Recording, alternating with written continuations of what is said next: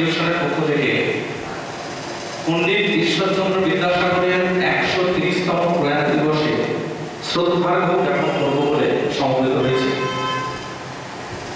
আমি প্রথমেই মঞ্চে আসার জন্য আহ্বান জানাচ্ছি আমাদের বিদ্যালয়ের সভাপতি মহাশয় মাননীয় সুকুমার হালদার মহাশয়কে মঞ্চে আসন গ্রহণ করার জন্য অনুরোধ জানাচ্ছি। মাননীয় প্রধান শিক্ষক মহাশয় এবং সম্পাদক মহাশয় ডক্টর মানস চট্টোপাধ্যায়কে মঞ্চে আসন গ্রহণ করার জন্য অনুরোধ জানাচ্ছি।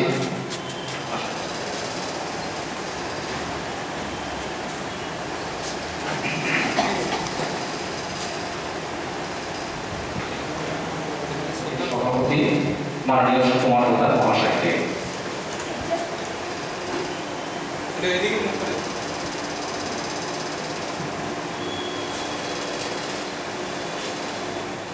ডক্টর মানস চট্টোপাধ্যায়কে পণ্ডিত ঈশ্বরচন্দ্র বিদ্যাসাগরের প্রতিকৃতিতে মাল্যদান করার জন্য অনুরোধ জানাচ্ছি।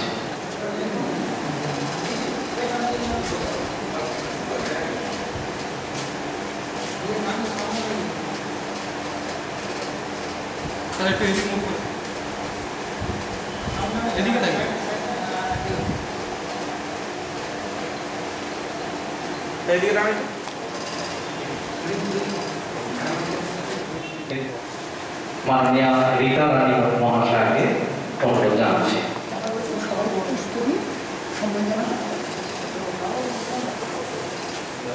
প্রতিকৃতিতে শ্রদ্ধা জ্ঞাপন করার জন্য অনুরোধ জানাচ্ছি।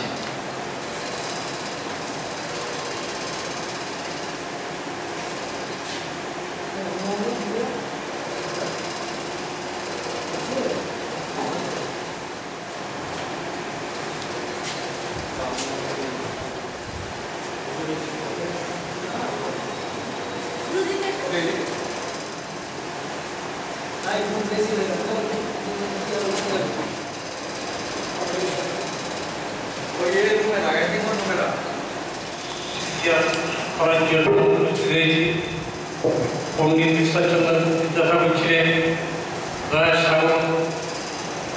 তিনি শিক্ষানুরাগী ছিলেন এবং মানুষের বিভিন্ন পাণ্ডিত্য সাহায্যে বিভিন্ন বই লিখেন। তিনি ছেলে মেয়েদের জন্য বই লিখেছেন এবং উনি অনেক কাব্য এবং কবিতাও তিনি পাঠ করেছেন, যা পণ্ডিত ঈশ্বরচন্দ্র বিদ্যাসাগর আমাদের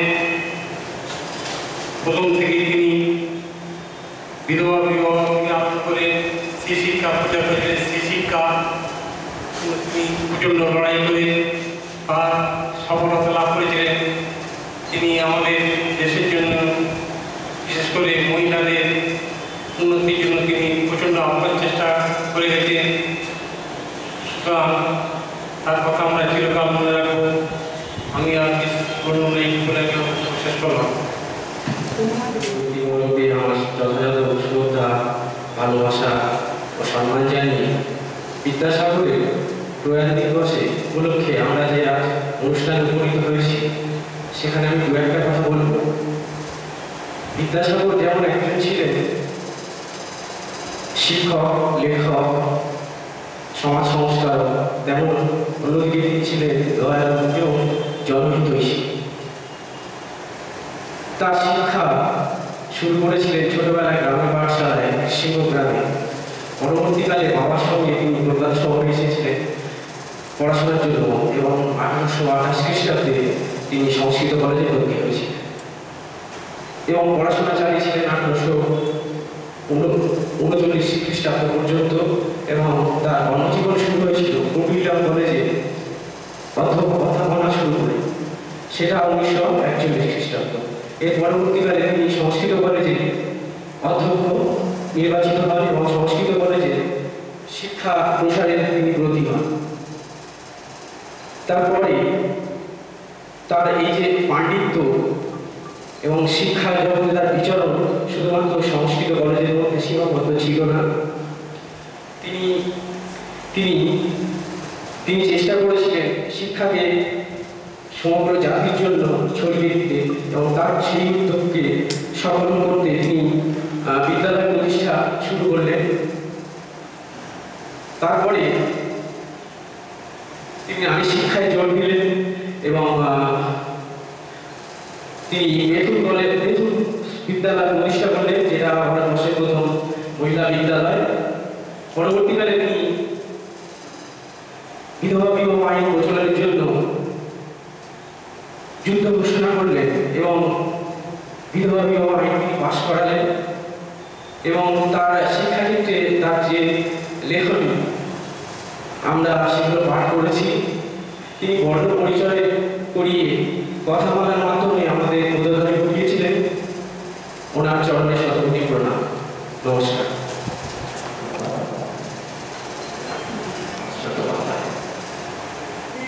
পরিচালন সমিতির সভাপতি মাননীয় এবং আমাদের অনুষ্ঠান গৃহে সমাগত সমস্ত ম্যানেজিং কমিটির সদস্য মহাশয়, যেমন শ্রী বাসুদেব নস্কর মহাশয়, শ্রী চন্দ্র কুমার চ্যাটার্জি মহাশয় এবং আমাদের বিদ্যালয়ের অন্যতম দক্ষ কর্মী এবং আমাদের বিদ্যালয়ের অন্যতম বিদ্যালয়ের সংগঠনী এবং বিদ্যালয়ের উন্নতিতে নিবেদিত প্রাণ আমাদের যিনি স্টাফ মাননীয় শ্রী গীতারানী সরকার মন্ডল মহাশয়, বিদ্যালয়ের স্টাফ কাউন্সিলের সদ্য নির্বাচিত সম্পাদক শ্রী তন্ময় দেবনাথ মহাশয়, উপস্থিত আমাদের বিদ্যালয়ের সমস্ত কর্মীবৃন্দ, রঞ্জন হালদার, প্রবীণ প্রামাণিক এবং রঘু, সুরজিৎ চক্রবর্তী, সচিন দেব মহাশয়, সবাইকে অজয় পাল সব সময় যে সমস্ত কাজে অগ্রণী ভূমিকা নেয় অজয় পাল সবাইকে এবং যে ছেলেটি আমাদের সবাইকে অনুষ্ঠান হচ্ছে এই করোনা প্যান্ডেমিকের সময় পণ্ডিত ঈশ্বরচন্দ্র বিদ্যাসাগরের 130তম মহাপ্রয়াণ দিবসে স্মরণ করতে যারা এখানে সমবেত হয়েছে তাদের সবাইকে আমি বিদ্যালয়ের প্রধান শিক্ষক সম্পাদক হিসাবে হার্দিক শুভকামনা জানাচ্ছি এবং খুব সংক্ষেপে আজকের দিনের প্রাসঙ্গিকতা সম্পর্কে গুটি কয়েক কথা বলতে চাই। পণ্ডিত ঈশ্বরচন্দ্র বিদ্যাসাগর হলেন সেই মহান ব্যক্তিত্ব যার ব্যক্তিত্বের প্রধানতম সম্পদ ছিল তার অনন্য সাধারণ সারল্য, অনাবিল সারল্য, যা পাহাড়ি ঝর্ণার মতো অনেক দূর থেকে ধেয়ে আসে অনাবিল স্রোত নিয়ে। একই সঙ্গে তার মধ্যে ছিল অনন্য সাধারণ প্রতিভা ও পাণ্ডিত্যের চমকপ্রদ রামধনু রঙের বিচ্ছুরণ, সঙ্গে একাধারে নমনীয়তা, কমনীয়তা, দয়ার সাগর, অন্যদিকে তার পাহাড়ের সমুচ্চ আকাশের অসীম দিগন্তের থেকেও অনেক বেশি গভীর থেকে গভীরতর তার পাণ্ডিত্য।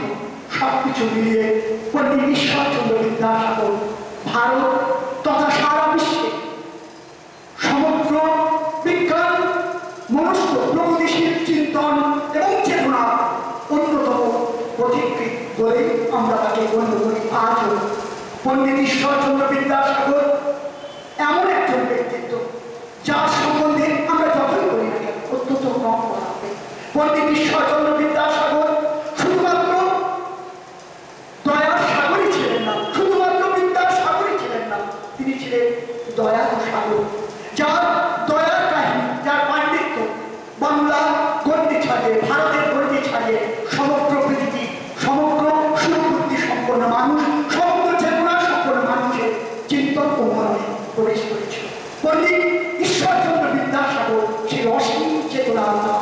পণ্ডিত ঈশ্বরচন্দ্র বিদ্যাসাগর সেই নব জাগরণের অন্যতম পথিকৃৎ, যে নবজাগরণ বা রেনেসাঁ বাংলা তথা ভারতবর্ষের বুকে নবজাগরণের চিন্তন চেতনা অগ্রণী ভূমিকা নিয়েছিলেন রাজা রামমোহন। সেই একই পথে আরো বেশি, আরো বলিষ্ঠতার সঙ্গে তাকে নেতৃত্ব দিয়েছিলেন এবং তাকে এগিয়ে নিয়ে গিয়েছিলেন এবং সারা পৃথিবীর কাছে ভারতবর্ষের চিন্তন ও চেতনাকে পৌঁছে দিতে পেরেছিলেন। যে অসাধারণ পণ্ডিত ব্যক্তিটি তিনি হলেন পণ্ডিত ঈশ্বরচন্দ্র বিদ্যাসাগর। একবার যখন আমাদের মেঘনাদ বধ কাব্যে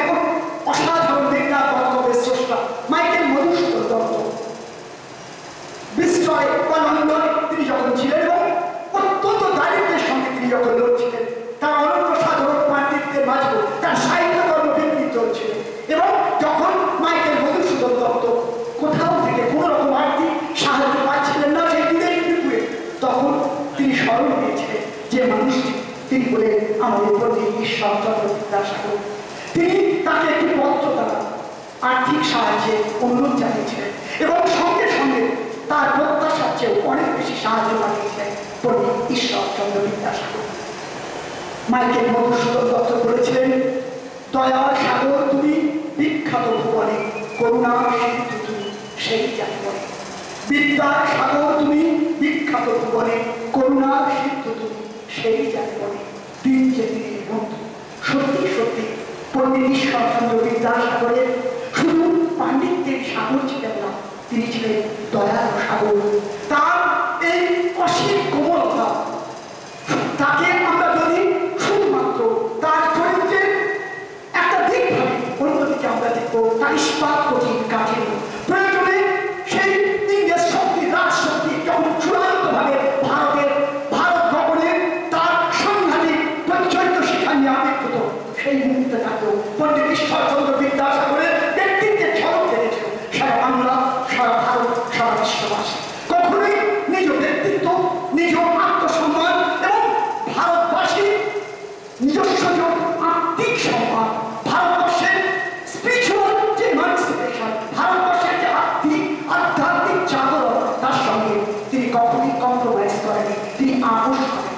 তাই সমগ্র রাজশক্তির কাছে তিনি কখনো নিজের আত্মসম্মান দিয়ে দেন।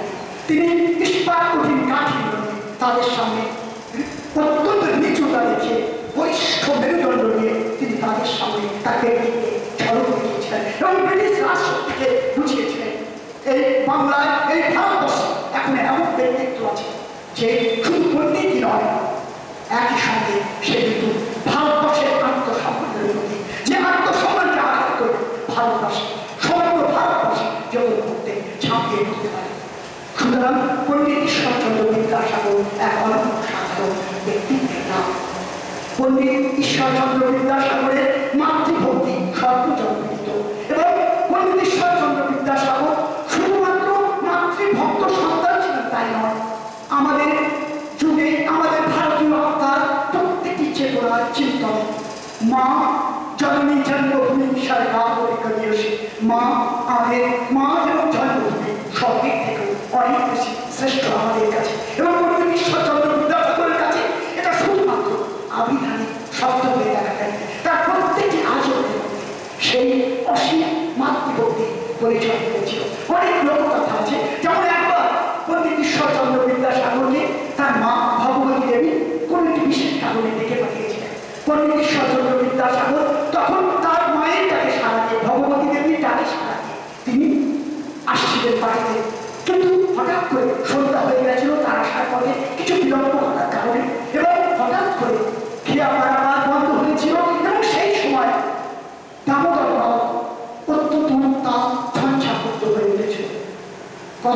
অত্যন্ত আমাদের কথায় প্রচলিত প্রবাদ কথা যে পণ্ডিত ঈশ্বরচন্দ্র বিদ্যাসাগর মায়ের ডাকে সাড়া দিয়ে সে উত্তাপ দামোদর নদ শান্তি পাঠ করেছিলেন এবং তার মায়ের কাছে এসেছিলেন সেই ঝঞ্ঝাপূর্ত উত্তাপ দামোদর নদ শান্তি পাঠ কথা।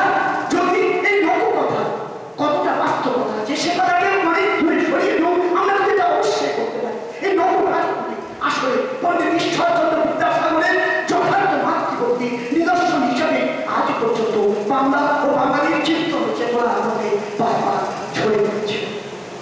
শুধু তাই নয়, পণ্ডিত ঈশ্বরচন্দ্র বিদ্যাসাগরের মাতৃভক্তি আরো দুটি কথা মনে করব। যেমন একবার তার মাকে শীতের মধ্যে হঠাৎ করে কাঁপতে থেকে পণ্ডিত ঈশ্বরচন্দ্র বিদ্যাসাগর নিজে থেকে অত্যন্ত দামি একটি সাপ তার জন্য উপহার দিয়েছিলেন। মা ভগবতী দেবী ঈশ্বরকে বলেছিলেন, বাবা আমি এই সাপ দিতে পারবো না, কারণ আমার অসংখ্য গ্রামবাসী তারা কিন্তু শীতে কাতর এবং তারা সামান্যতম তাদের গায়ে শীতের চাদর দিয়ে আমি কি করে এই সাপ করতে পারি। পণ্ডিত ঈশ্বরচন্দ্র বিদ্যাসাগর মায়ের যে আকুতি সেটা অনুধাবন করে অল্প দিনের মধ্যে সমস্ত গ্রামবাসীর জন্য সাপ কিনে তার মায়ের হাতে দিয়েছিলেন এবং তখন তার মা এসে তার মাথায় আশীর্বাদ করে তিনি সেই গ্রহণ করেছিলেন। সত্যি সত্যি এমনই রত্নগর্ভা সন্তানের জন্ম ছিলেন মা ভগবতী দেবী। সুতরাং তার সন্তান মা ভগবতী দেবী এবং পণ্ডিত ঈশ্বরচন্দ্র বিদ্যাসাগর পরস্পরে পরিপূরক। এ যেন ভারত নারীর বুকে এক সনাতনী সন্তান, অপূর্ব মাতৃভক্তির পরিচয়। শুধু তাই নয়, পণ্ডিত ঈশ্বরচন্দ্র বিদ্যাসাগর এই সমাজে যখন এসেছিলেন তখন আমাদের সমাজে আমরা রবীন্দ্রনাথের, বঙ্কিমচন্দ্র, রবীন্দ্রনাথ, সর্বশ্রেষ্ঠ সবকিছুর মধ্যে আমরা দেখি নারী শক্তি, আমাদের নারী শক্তি যে জাগরণ। পরবর্তীকালে স্বামী বিবেকানন্দ আমরা জানি চিকাগো বিশ্ব ধর্ম মহাসভা সম্মেলনে তিনি তার নারী শক্তির জাগরণ ভারতবর্ষের বুকে ঘটানোর কথা বলেছিলেন এবং ভগিনী নিবেদিতাকে তার আত্মিক মন্ত্রে তিনি উদ্বুদ্ধ করে ভারতবর্ষের সেবায় নিয়োজিত করেছিলেন। সেই স্বামী বিবেকানন্দের সেই যে চেতনা তার কিন্তু অনেক আগে পণ্ডিত ঈশ্বরচন্দ্র বিদ্যাসাগরের মধ্যে সেই চিন্তন চেতনা আমরা বিকাশ করতে পেরেছিলাম। পণ্ডিত ঈশ্বরচন্দ্র বিদ্যাসাগর বুঝেছিলেন যদি ভারতবর্ষকে এগিয়ে নিয়ে যেতে হয় তাহলে অবশ্যই আমাদের নারী শক্তির জাগরণ ঘটাতে হবে। নারী শক্তির আত্মিক এবং আধ্যাত্মিক জাগরণ ছাড়া ভারত মাতার মুক্তি নেই। ভারত মাতার প্রকৃত শক্তি তার নারী শক্তি বিকাশে, এবং এই জন্যে তিনি শুধুমাত্র নারী শিক্ষায় তিনি ঝাঁপিয়ে পড়েছেন তাই নয়, তিনি তৎকালীন আর্থসামাজিক পরিস্থিতিতে মধ্যে যে তিনি যে একটা অসাধারণ পদক্ষেপ নিয়েছিলেন বিধবা অবস্থা। আজকে তিনি হয়তো তার প্রাসঙ্গিকতা তেমন ভাবে নেই, কিন্তু তখনকার সমাজে এই চিন্তন চেতনা পরিপ্রবী পদক্ষেপ হিসাবে আমরা মনে করি। কারণ তৎকালীন আর্থসামাজিক প্রেক্ষাপটে দাঁড়িয়ে বিধবা বিবাহের কথা ভাবাই যেত না, কিন্তু পণ্ডিত ঈশ্বরচন্দ্র বিদ্যাসাগর সেই সময় দাঁড়িয়ে আমাদের মনে রাখতে হবে আমরা কিন্তু আজ 2021 শতাব্দীর তৃতীয় দশকে নেই, আমরা কিন্তু অবশ্যই রয়েছি। আমরা সেই সময় পণ্ডিত ঈশ্বরচন্দ্র বিদ্যাসাগরে সেই সময় আমরা যদি ফিরে তাকাই তখনকার দিনে এই বিধবা বিবাহ প্রথা প্রচলন করা, নারী শিক্ষার প্রসার ঘটানো, এগুলো কিন্তু ছোটখাটো ব্যাপার ছিল না। যথার্থই বৈপ্লবী চিন্তন ও মননে বরিষ্ঠ অভিজ্ঞতা করে আমার মনে হয় আজও তার পণ্ডিত ঈশ্বরচন্দ্র বিদ্যাসাগর একাধারে নারী শক্তির জাগরণ ঘটিয়েছিলেন এবং পরবর্তীকালে যে নারী শক্তি আমরা জানি আজকে ভারতবর্ষে দাঁড়িয়েও পরবর্তীকালে সেই নারী শক্তির বিকাশ করেছিল বিভিন্ন ক্ষেত্রে। যেমন আমরা দেখি গানের সঙ্গীত জগতে লতাজি, আশাজি, আমাদের অসাধারণ কবিপন্থী সন্ধ্যা মুখোপাধ্যায়, এবং অবশ্যই আমরা দেখব আমাদের বৈপ্লবিক ক্ষেত্রে প্রীতিলতা ওয়াদ্দেদা, মাতঙ্গিনী হাজরা, ঝাঁসি রানী লক্ষ্মীবাঈ, তাদের মধ্যেও সেই নারী শক্তি প্রতিফলন ঘটেছিল। শুধু তাই নয়, আমরা অবশ্যই দেখতে পাবো এই নারী শক্তি আজকের ক্রীড়া ক্ষেত্রেও ভারতবর্ষকে অনেক এগিয়ে নিয়ে যাচ্ছে। পি.ভি. সিন্ধু এবং মেরি কমরা ভারতবর্ষকে শুধু গর্বিত করে ভারতবাসীদের শিখিয়েছে তার নারী শক্তিকে জাগাতে উদ্বুদ্ধ করেছেন পি.ভি. সিন্ধু এবং আমাদের মা পি.ভি. সিন্ধু এবং অবশ্যই মেরি কমরা।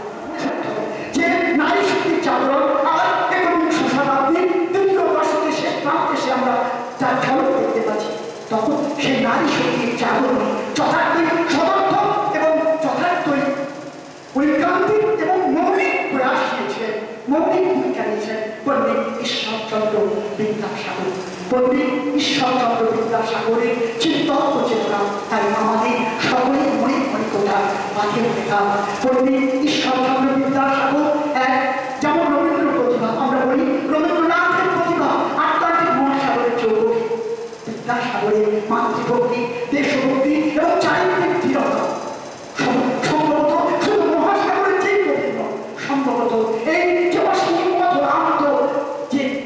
অসীম অধরান্ত যে দিগন্ত ব্যাপী, যে অসীম অধরান্ত যে মহাকাশ, তার সেই মহাকাশকে স্তম্ভিত করে দেয় পণ্ডিত ঈশ্বরচন্দ্র বিদ্যাসাগরের মহাশক্তি। তার ইচ্ছা বারে বারে ভারতবর্ষের আধ্যাত্মিক ও আত্মিক চাপ করে ছড়িয়ে পড়ছে দিক থেকে দিগন্তে উদ্ভাসিত আনন্দ শিখাতে। পণ্ডিত ঈশ্বরচন্দ্র বিদ্যাসাগর সত্যই এক উদ্ভাসিত চেতনার নাম, যে চেতনার সঙ্গে পালনা করেছে সমগ্র পৃথিবী যেন অসীম সুরমাতে রোমাঞ্চিত হয়ে যায়। আজ পণ্ডিত ঈশ্বরচন্দ্র বিদ্যাসাগর সন্ধ্যা মুখোপাধ্যায়ের একটা গানের কথা মনে করছে, যখন তাদের রাখি সবুজ পাতা কাজে সারা দেয়। সত্যি সত্যি যখন আজ আমাদের ভারতবর্ষে তথা সারা পৃথিবী সমস্ত জায়গায় আমরা যখন দেখি দেশপ্রেম একটা পণ্য, একটা দেশপ্রেম যখন বিভিন্ন জায়গায় একটা পণ্য হিসাবে বিকৃত হচ্ছে দেশপ্রেম, আমরা যখন দেখি ক্ষুদ্রতার গণ্ডিতে আমাদের সভ্যতা বারবার থমকে দাঁড়াচ্ছে, আমাদের ভারতীয় আত্মা কোথাও যেন ভারতীয় আত্মার গভীরে যেন অদ্ভুত আঘাত পৌঁছে যাচ্ছে। তখন যখনই আকাশের দিকে তাকিয়ে আমরা কারো স্মরণ নিই, তখন ডক্টর বি আর আম্বেদকর সংবিধান প্রণেতাকেও যেমন আমরা স্মরণ করি তেমনি স্মরণ করি সবাইকে, যে ছবিটি আমাদের মনোপটে মানুষপটে উদ্ভাসিত ঘটে। তিনি কিন্তু শ্রী পণ্ডিত ঈশ্বরচন্দ্র বিদ্যাসাগর। আর তার পূর্ণ প্রয়াণ দিবসে দাঁড়িয়ে শুধু এইটুকু বলব, আর ভারতবর্ষ তথা বাংলা তথা সারা পৃথিবীতে যে শক্তির গর্জন চলেছে, দুর্বলদের দাবিয়ে রাখা যে প্রচেষ্টা চলছে সারা পৃথিবী জুড়ে বিশ্বব্যাপী অস্ত্র প্রতিযোগিতায়, এবং তাদের সাম্রাজ্যবাদী লেনিমান শিক্ষা নিয়ে যখন বিভিন্ন মহাশক্তি ঝাঁপিয়ে পড়ছে প্রত্যেকটি দুর্বল রাষ্ট্রের উপরে, তখন আমরা সমস্ত 140 কোটির কাছাকাছি ভারতবাসী যেন এক মন এক জাতি এক প্রান্তে আমরা আমাদের জাতিকে আমরা রক্ষা করতে সমর্থ। কারণ পণ্ডিত ঈশ্বরচন্দ্র বিদ্যাসাগর শুধু দয়ার সাগর ছিলেন না, তিনি একই সঙ্গে প্রয়োজনের মধ্যে নিষ্পাপ কঠিন কাঠিন দিয়ে ব্রিটিশ সাম্রাজ্যবাদকে তিনি বার্তা দিয়েছিলেন। ভারতবাসী আর্থিক দিক দিয়ে অত্যন্ত সবল, সেই আর্থিক যে বল, আর্থিক শক্তিতে বলিয়া হতে যেন আজ আমরা দেশে স্বাধীনতা, সংবিধান, দেশের নিরাপত্তা, সারা বিশ্বে সমস্ত তৃতীয় বিশ্বের দুর্বল দেশগুলির উপরে যে সাম্রাজ্যবাদ ছাপিয়ে পড়ছে, তাকে যেন আমরা রুখে দিই। সমস্ত শুভবুদ্ধির সম্পদ মানুষের জাগরিত শক্তি এক অসীম উচ্চতা নিয়ে যেন আমরা এগিয়ে যাই, করে দিক থেকে গড়ছে। এই কথা বলে পণ্ডিত ঈশ্বরচন্দ্র বিদ্যাসাগরকে আমার মনে একান্ত শ্রদ্ধা জানিয়ে আমার ছোট্ট বক্তব্য আমি শেষ করছি। শুধু এইটুকু বলি, আমি অন্য দিনের মতো আমি কয়েকটি ছোট ছোট কবিতা পড়ি, তারপরে মাতৃভক্তির কথা আমি বললাম। ঠিক আমরা সবাই জানি না, আমি জানি, ও সবাই জানি। সুতরাং আমাদের ভারত মাতা আর একজন আমরা যার জন্য গর্বিত চিরকাল, আমরা সবাই গর্বিত আসলে ত্রিপাঠক ভারতবর্ষে, সেই আমাদের প্রয়াত রাষ্ট্রপতি এপিজে আব্দুল কালাম, যার কদিন আগে যার মৃত্যুবার্ষিকী আমরা দেখেছি, তার মৃত্যুবার্ষিকী পালিত হয়েছে সারা ভারতবর্ষে। সেই এপিজে আব্দুল কালামের আত্মজীবনী দ্য উইংস অফ ফায়ার নিবন্ধে তার মাকে to the memory of my parents বলে কথিত এপিজে আব্দুল কালাম আমাদের প্রয়াত রাষ্ট্রপতি, তার কবিতা মাই মাদার আজকের দিনে বিশ্ববিদ্যালয়ে প্রাসঙ্গিকভাবে আমি স্মরণ করছি। কারণ এই মুহূর্তে দাঁড়িয়েও আমার নিজের আমার মায়ের কথায় বারবার মনে হচ্ছে।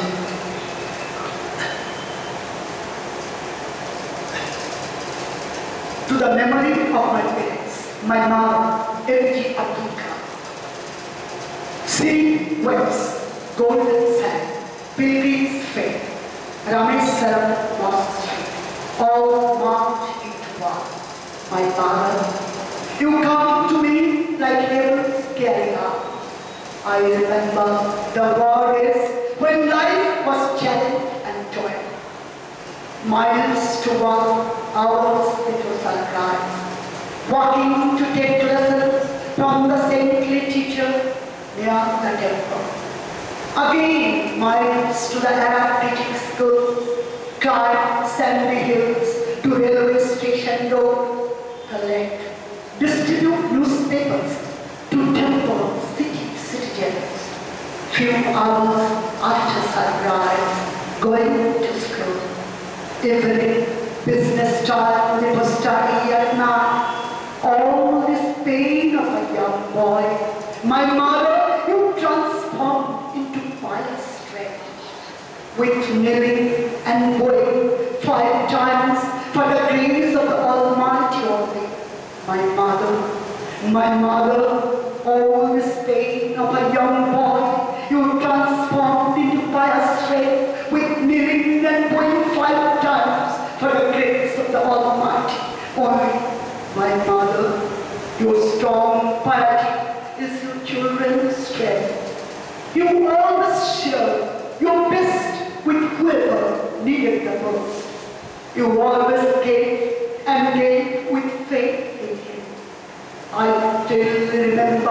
the day when I was still slipping on your lap to the envy of my elder brothers and sisters. It was full moonlight. My father, only you knew. Mother, my mother, when at midnight I woke with tears falling on my knee, you knew the pain of your child. My mother, my mother, when at midnight I woke with tears falling on my knee, you knew the pain of your child. My mother, your caring hands tenderly removing the pain, your love, your care, your faith gave me strength to face the world without fear and with His strength. Your love, your care, your faith gave me strength to face the world without fear and with His strength. We will meet again, Mother. We will meet again on the great judgment day. My mother, we will meet again on the great judgment day. My mother,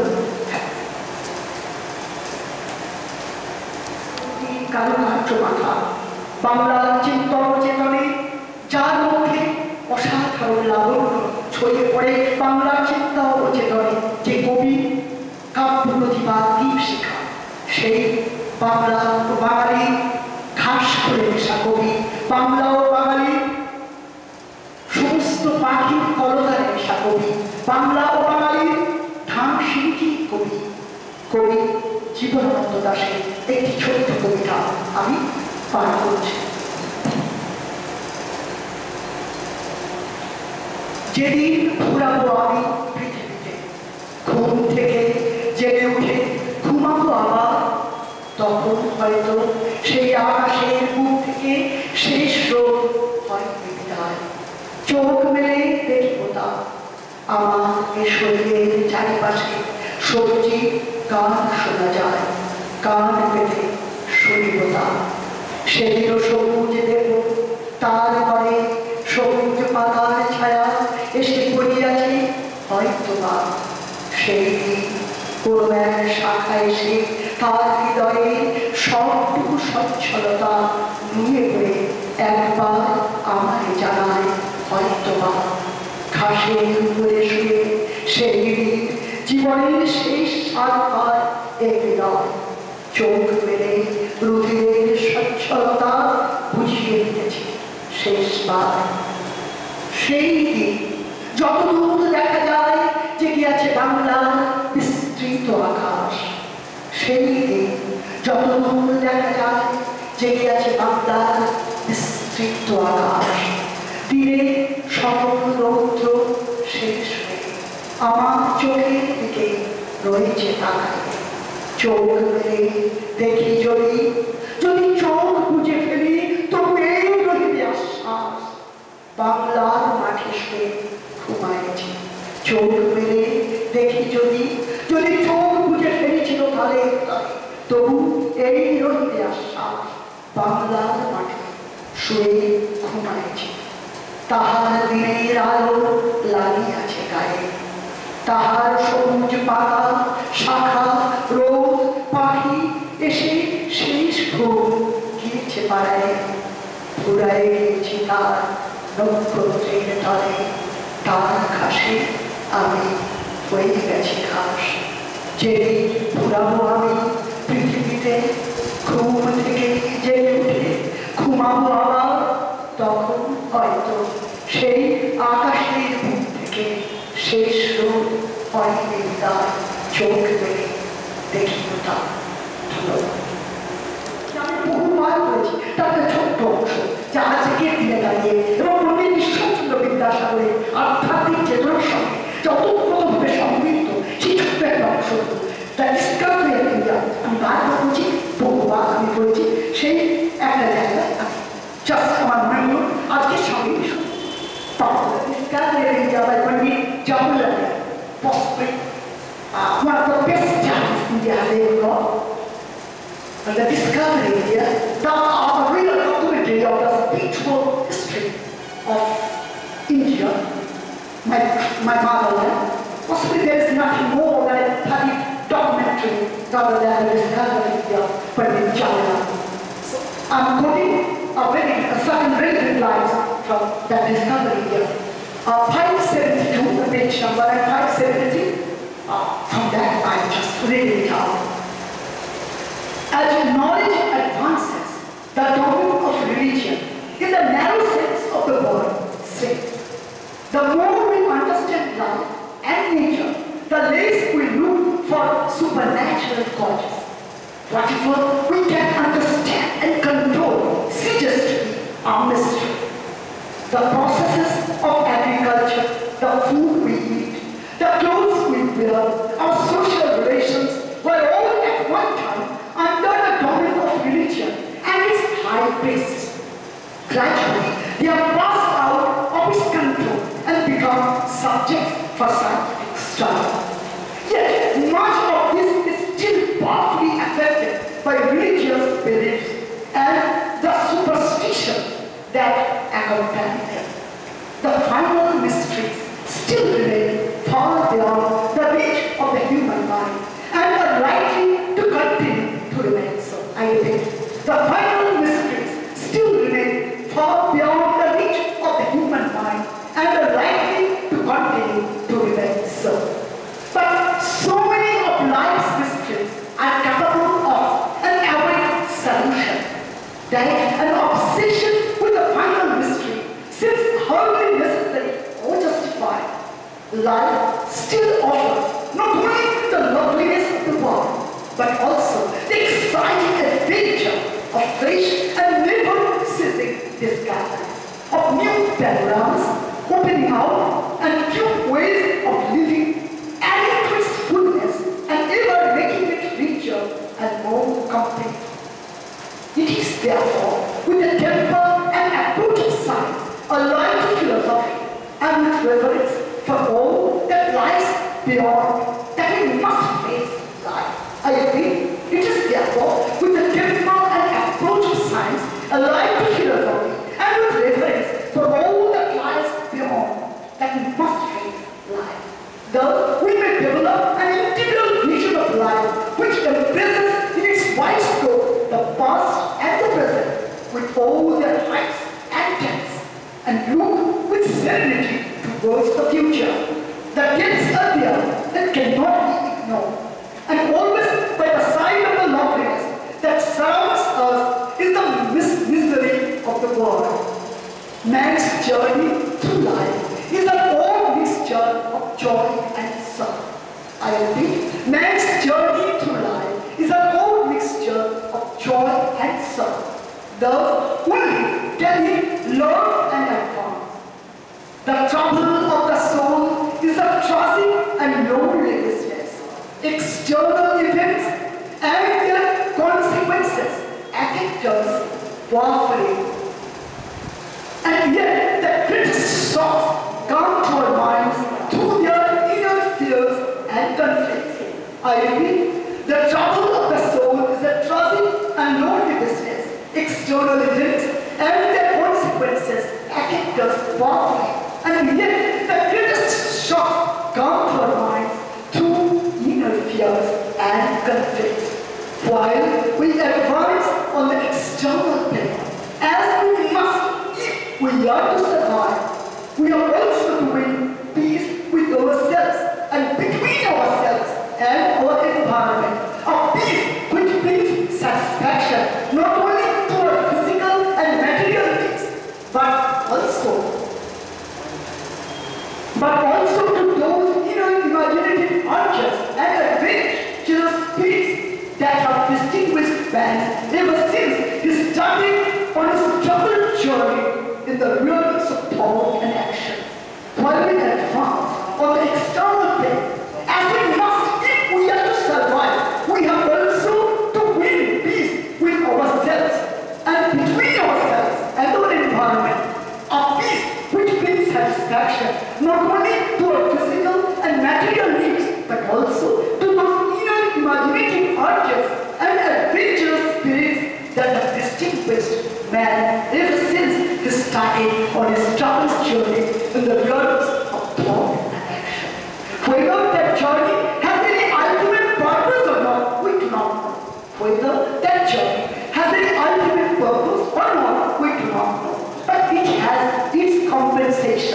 and it points to many another objective which appears active and which but again becomes the starting point for phase advance. I do repeat, whether the journey has any ultimate purpose or not, we do not. But it has its compensations and it points to many another objective which appears attainable and which now again becomes the starting point for phase advance. Thank you. আমি এবারে আমাদের বিদ্যালয়ের পরিচালন সমিতির অন্যতম সদস্য শ্রী চন্দ্র কুমার চ্যাটার্জিকে কিছু বলার জন্য কিছু বলতে বলা হয়েছে। আমি আজকে মাননীয় প্রধান শিক্ষক মহাশয়ের বক্তব্যের মাধ্যমে যেটা অনুমতি লাভ করলাম সেটা নিয়ে দুটো কথা বলি। বর্তমান সমাজে আজকে আমরা যারা আছি প্রত্যেকেরই বয়স সমবয়সী, আমরা এখানে যারা উপস্থিত আছি কয়েকজন আমাদের থেকে অনেক বড় আছে। বই কিন্তু আমাদের জীবনে একটা অঙ্গ হওয়া দরকার, কারণ আমরা ছোটবেলায় ক্লাস 5-4 লেভেল থেকে বিদ্যাসাগর সম্বন্ধে জেনেছি, কিন্তু প্রথম বর্ণ পরিচয় বিদ্যাসাগরেরই সৃষ্টি, সেখান থেকে আমরা বর্ণ সম্বন্ধে জেনেছি, কিন্তু বিদ্যাসাগর সম্বন্ধে বলার যে দৃষ্টতা আমার নেই। কারণ আমি মনে করি না আমাদের প্রধান শিক্ষক মহাশয় যে বর্ণনা করলো যেভাবে, সেটা যথেষ্ট, আমার অত ডেপথ নলেজ নেই। তাই আমি প্রত্যেককে অনুরোধ করব এই সকল অনুষ্ঠানের মাধ্যমে যদি জ্ঞান লাভ করতে হয় তাহলে বিদ্যাসাগর সম্বন্ধে জানতে গেলে বই পড়তে হবে। বই আমাদের কাছে একটা বড় অঙ্গ আমাদের জীবনে, কারণ শিক্ষা, যে শিক্ষার জন্য বিদ্যাসাগর সংঘর্ষ করে গেছেন ব্রিটিশদের সাথে এবং বাংলাকে, বিশেষ করে পশ্চিমবঙ্গকে বাংলার জন্য তার যে সংঘর্ষ সেটা আমরা বইয়ের মাধ্যমেই জানতে পেরেছি। তার যে মায়ের প্রতি ভালোবাসা, সর্বোপরি দেশের প্রতি ভালোবাসা, দেশের মানুষের প্রতি ভালোবাসা এবং তার একযোগ্যতা আমাদেরকে অনুপ্রেরণা দেয়, যাতে আমরা সমাজে হয়তো তার অনুকরণ করা আমাদের মতো সামান্য লোকের পক্ষে সম্ভব নয়। যদি কিছুটা আমরা চেষ্টা করে থাকি তাহলে সেটা আমাদের কাছে অনেক মূল্যবান। আমি ধন্যবাদ জানাবো মাননীয় প্রধান শিক্ষক মহাশয়কে তার মূল্যবান বক্তব্য আমাদের মধ্যে ভাগ করে নেওয়ার জন্য। আশা রাখবো আগামী দিনে এইরকমই অনুষ্ঠানের মাধ্যমে আমরা, ছোট ছোট অনুষ্ঠানের মাধ্যমে আমরা, কারণ আমরা বর্তমান দিনে মোবাইলের যুগে হারিয়ে ফেলি, সোশ্যাল মিডিয়া হারিয়ে ফেলি, তাই এইরকম ছোট ছোট অনুষ্ঠানের মাধ্যমে আমরা বহু ইতিহাস জানতে পারি।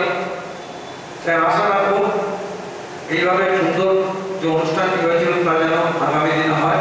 আমি এইটুখানি বলে আমার সংক্ষিপ্ত বক্তব্য শেষ।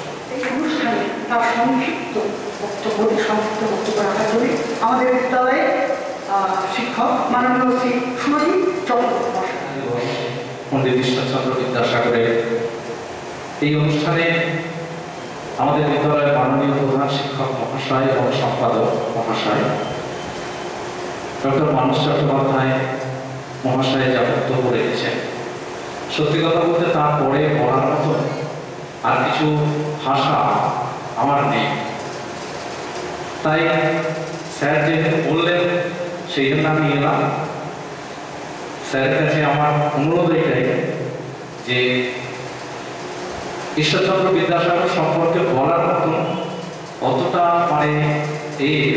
জানার স্তর আমার নেই, সেই জন্য আমি প্রত্যেকের কাছে ক্ষমা প্রার্থী। স্যার যা বলেছেন এইটাই আমাদের কাছে অনেক বড় ব্যাপার। আমরা স্যারের বলার মাধ্যমে অনেক কিছু জিনিস জানতে পারলাম। এরপরে কিছু বলবো এরকম ধ্যান ধারণা বা জ্ঞান আমার মধ্যে নেই।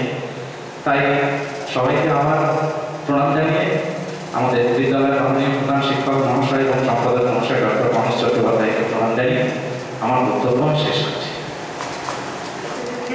বিদ্যালয় সরকারি থাকে বলে মাননীয় সচিব কুমার দেব মহাশয় খুব অল্প করে। আজ পণ্ডিত ঈশ্বরচন্দ্র বিদ্যাসাগরের 130তম প্রয়াণ দিবস আমাদের বিদ্যালয়ে অনুষ্ঠিত হচ্ছে। এই অনুষ্ঠানে উপস্থিত আছেন আমাদের বিদ্যালয় প্রধান শিক্ষক সম্পাদক ডক্টর মানস চট্টোপাধ্যায়, উপস্থিত আছেন আমাদের বিদ্যালয়ের কার্যকরী সমিতির সভাপতি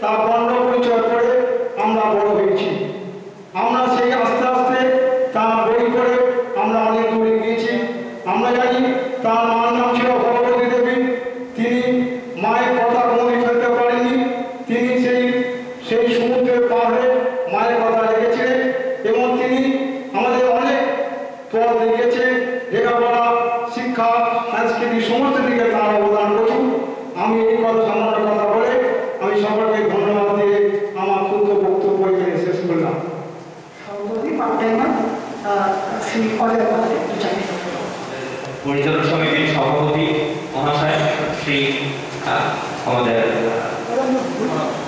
কুমার হালদার মহাশয় এবং মঞ্চে উপবিষ্ট আমাদের প্রধান শিক্ষক ও সম্পাদক মহাশয় ডক্টর মানস চট্টোপাধ্যায় ও আমাদের সামনে সবাই আছেন এখানে, এছাড়া আবার পিআইই আছেন বা অন্যান্য টিচাররা আছেন এবং সহকর্মীরা আছেন। আমি আজকের এই দিনটি তাৎপর্য আজকে অনেকটাইভাবে উপলব্ধি করতে পেরেছি আমাদের এই লেকচারের মাধ্যমে এবং আমাদের সভাপতির মাধ্যমে। কিন্তু এই ছাড়াও আমরা অনেক কিছু জানতে পারি, শিখতে পারি, কারণ আমাদের জীবনের শুরু কিন্তু বর্ণ পরিচয় নিয়ে, এবং সেই বর্ণ পরিচয়ের আগেও আমাদের জীবনের শুরু কিন্তু মায়ের কাছ থেকে, অর্থাৎ মা যে প্রথমে শিখেছি বা জেনেছি, তারপর আমরা পড়েছি কিন্তু বর্ণ পরিচয়। আমাদের বাঙালি হিসেবে আমাদের এই যে লেখাপড়ার বিষয়, কিন্তু যদি আমরা যা কিছু জানি না কেন সব কিছু শিখেছি কিন্তু সেই বর্ণ পরিচয়ের মাধ্যমে। এবং এরপর আস্তে আস্তে যখন আমরা জানতে পারলাম, শিখতে পারলাম, বুঝতে পারলাম, তারপর যখন বিদ্যালয়ে এগোচ্ছি তখন কিন্তু আমরা জানতে পারছি এই সেই বিদ্যাসাগর যিনি আমাদের এই লেখাপড়া বা শিক্ষার বিষয়ে অনেক কিছু আমাদেরকে দিয়েছেন এবং আগামী দিনের প্রজন্মকে অনেকটা দূর এগিয়ে নিয়ে গিয়েছে। এছাড়া আমরা জানতে পারবো যে আগামী দিনে যে কতটা এফেক্ট বা আমাদের জীবনে নিয়ে আসছে তার বিষয়ে। সব থেকে বড় কথা, আজকে 130তম প্রয়াণ দিবসে আমরা এই যে ছোট্ট অনুষ্ঠান করছি, এটার তাৎপর্য এই যে আমরা সবার মধ্যে কিন্তু একটা প্রভাব ফেলেছে আমাদের মনে, সেই সুদূর 131 বছর আগে তার যে জন্ম হয়েছে, এবং তারপর যে আগামী দিনে আমরা যে এর মাধ্যমেও কিন্তু অনেক কিছু এগিয়ে নিয়ে যেতে পারবো। সব থেকে বড় কথা, আমাদের লাইফে বা জীবনে আমরা অনেক কিছু জেনেছি, পড়েছি, জানছি, এবং এই বিদ্যাসাগরের নাম কিন্তু আমরা কোনোদিন কিন্তু ভুলতে পারবো না। এবং তিনি সত্যি দয়াসাগর পণ্ডিত ঈশ্বরচন্দ্র বন্দ্যোপাধ্যায়, এবং সেই ছোটবেলা থেকে শুরু করে তার প্রতিভা এমন ছিল, যেখানে মাইলস্টোনে আমরা দেখেছিলাম যে তার গল্প পড়েছিলাম ছোটবেলায়, যে ক্লাস 4 বা 3-তে আমার মনে হচ্ছে যতদূর সম্ভব, যে মাইলস্টোনে 1, 2, 3 ছড়ে মানে লেখা, সেখান থেকে উনি বর্ণ পরিচয় করে নামটা আমরা সংখ্যা তিনি জেনে গিয়েছিলেন। সব থেকে ইন্টারেস্টিং এই ব্যাপারটা যে তার যে মেধা, আমরা কিন্তু সেই জায়গায় কোনোদিন যেতে পারবো না, কিন্তু তার যে গল্প, তার যে আদর্শ কিন্তু আমাদের জীবনে অনেকটাই প্রভাবিত করবে। আশা রাখি আমাদের জীবন আরো কল্যাণময় হোক এবং সুন্দর হয়ে উঠুক আগামী ভবিষ্যতের জন্য, আগামী ভবিষ্যৎ প্রজন্মের জন্য। এই বই আমি কিন্তু আজকে সমাপ্ত করছি আমার এই বক্তব্য, ছোট্ট বক্তব্য। আমাদের অনুষ্ঠান আর বেশি নির্ধারিত করবো না আমরা, শুধু আমি জাস্ট আজকের দিনে আমি একটি আর্টিকেল আমি অতি সম্প্রতি লিখেছি আর কি, এবং সেটা কয়েকটি অত্যন্ত খ্যাতনামা কয়েকটি পত্রিকাতে আমি পাঠিয়েছিলাম, তাদের সঙ্গে কথা বলি। সেই আর্টিকেলটাই মাস 2 আগে আমি লিখে পাঠিয়েছিলাম। তো সেই আর্টিকেলটা আজকে এই পণ্ডিত ঈশ্বরচন্দ্র বিদ্যাসাগরের চিন্তন চেতনার সঙ্গে যা অত্যন্ত অঙ্গাঙ্গিভাবে জড়িত, সেই আর্টিকেলটা আমি জাস্ট আজকে আপনাদের সামনে আমি তুলে দেবো। আমারই লেখা, নিজের লেখা, মৌলিক সৃজনই বলতে পারে। কারণ রবীন্দ্রনাথের সহজ পাঠ, যেমন রবীন্দ্রনাথ জীবনের পুরো তত্ত্বকে সহজভাবে ব্যাখ্যা করেছে, ঠিক তেমনি করে পণ্ডিত ঈশ্বরচন্দ্র বিদ্যাসাগর তার বর্ণ পরিচয় প্রথম ভাবে দ্বিতীয় ভাগের মাধ্যমে জীবনের অত্যন্ত সমাজতত্ত্ব ও আধ্যাত্মিকতাকে অত্যন্ত সুন্দরভাবে মিশিয়ে তিনি আমাদের সামনে উপস্থাপিত করেছেন। সেটাও ছিল জীবনেরই সফলতা। পণ্ডিত ঈশ্বরচন্দ্র বিদ্যাসাগর যেন রবীন্দ্রনাথের সহজ পাঠেরই কথা অনেক আগে বলে গেছেন। জীবনের অত্যন্ত যেগুলো কমপ্লেক্স থট, জীবনের জটিল তত্ত্বর কথা, সেগুলোকে সহজ সরল অনাবিল স্বকীয়তায় মাধুর্যে, যেমন হেমন্ত মুখোপাধ্যায় সন্ধ্যাঙ্গদের গানের সুরলিত ছন্দে গানে যেন অনেক আগেই যেন নিষ্পাপ সারল্য নিয়ে বলে গেছে পণ্ডিত ঈশ্বরচন্দ্র বিদ্যাসাগর। তাই আজকের দিনে দাঁড়িয়ে পণ্ডিত ঈশ্বরচন্দ্র বিদ্যাসাগরের আত্মনিবেদন ও পণ্ডিত ঈশ্বরচন্দ্র বিদ্যাসাগরের সমাজ চেতনা, সেই কথাটি প্রাসঙ্গিকভাবে আমি যে আর্টিকেল লিখেছি এবং কয়েকটি অত্যন্ত খ্যাতনামা পত্রিকায় আমি পাঠিয়েছি, সেই আর্টিকেলকে আমি এখন আপনাদের সামনে আজকের দিনে প্রাসঙ্গিকতার সূত্র ধরে আমি পাঠ করে শোনাচ্ছি। আমার নিজের দেখা মৌলিক সৃজন।